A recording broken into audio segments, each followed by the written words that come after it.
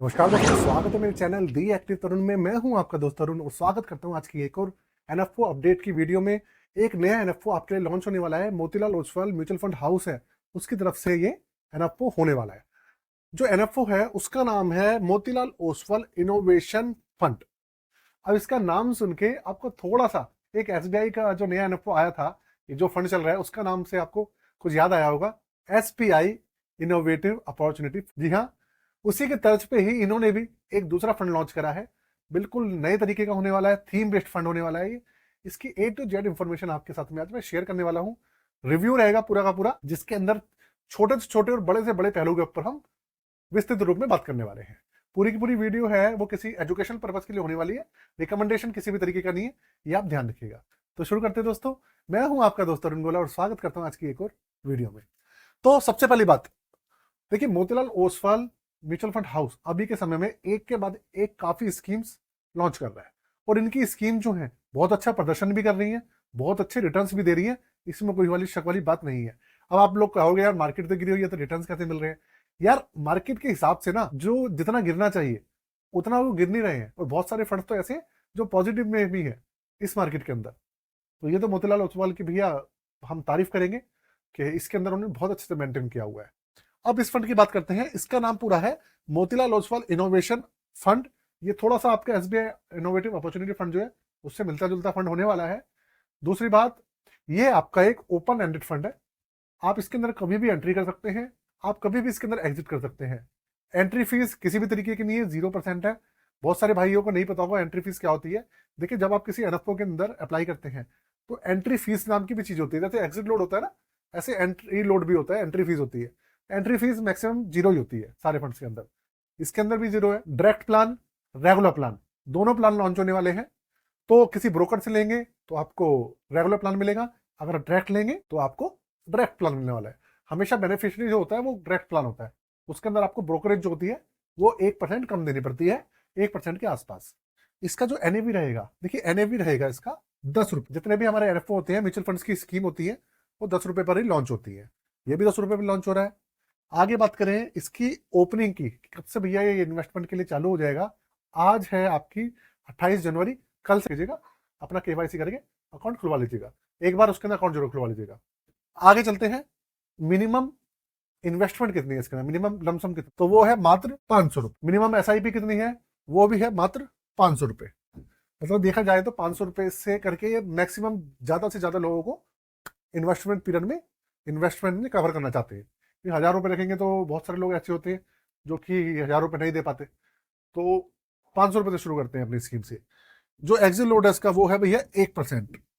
और जहां तक मुझे पता है 1% जो है इसका 1 साल के लिए होने वाला है, कि 1 साल से पहले निकालेंगे तो आपका 1%, 1 साल के बाद 0% एग्जिट लोड रहने वाला है।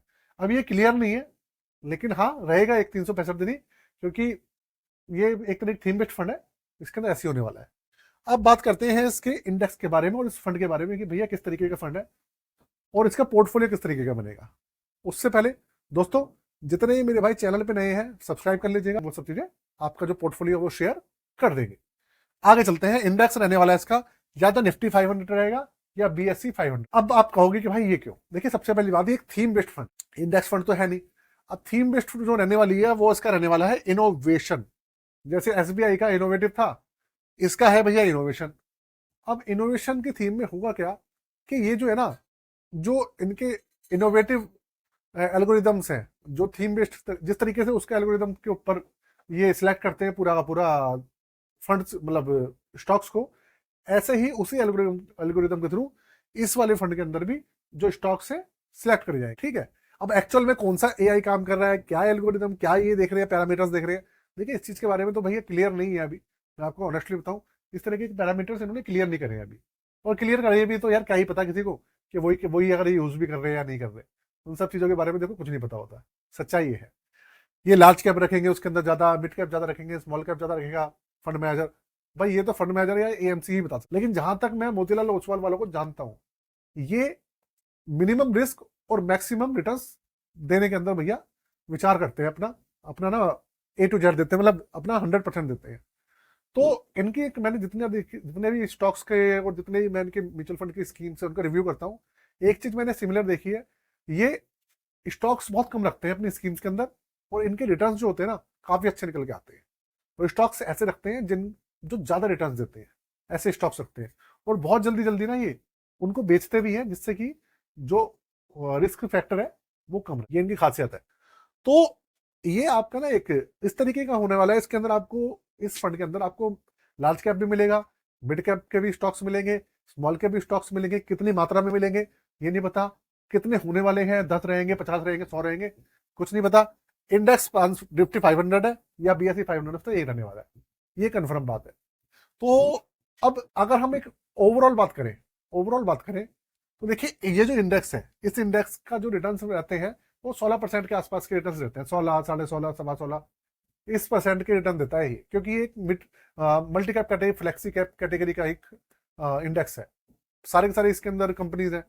तो अगर इंडेक्स को भी बीट करता है ये, तो आप ये मान सकते हैं कि रिटर्न्स अपने इंडेक्स को बीट करता है तो 16%। अगर इंडेक्स को बीट नहीं भी करता है तो भी 16% के आसपास, 16 रहे, 17 रहे, 17.5 रहे, उसके आसपास के रिटर्न तो इसके रहेंगे ही रहेंगे लॉन्ग टर्म। अभी हम SBI इनोवेटिव अपॉर्चुनिटी फंड की बात कर लो आप, उसके जो रिटर्न्स थे वो तो, उसकी तो किस्मत इतनी खराब है, जब से लॉन्च हुआ है, लॉन्च होने के बाद थोड़ा सा 10 रुपए से ऊपर गया था, उसके बाद भैया वो नीचे नीचे चल रहा है, नीचे नीचे चल। तो अब देखने वाली बात ये है कि ये लॉन्च तो हो जाएगा 12 फरवरी के बाद, एक हफ्ते बाद ये लिस्ट हो जाएगा। मतलब आप ये मान लीजिए 12 फरवरी के एक हफ्ते बाद, करीबन करीबन 18 तारीख को हो जाए, 19 तारीख को हो जाए, ये लिस्ट हो जाएगा।